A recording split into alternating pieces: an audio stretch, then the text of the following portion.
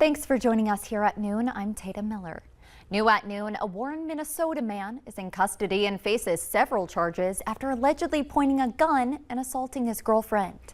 According to the Marshall County Sheriff's Office, deputies received a call from a woman on Saturday around 2 a.m. who alleged her boyfriend, Christ Rudd, had been abusing her.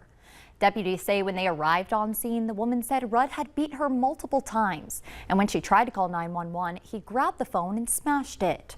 At the time, authorities were unable to locate Rudd, but the sheriff's office says later that morning they received a second call stating that Rudd had returned to the property, but this time the woman was now missing. Multiple law enforcement agencies were called out to help search for the two.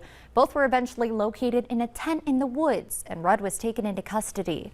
He is charged with second-degree assault, felon in possession of a firearm, domestic assault, and interference with the 911 call.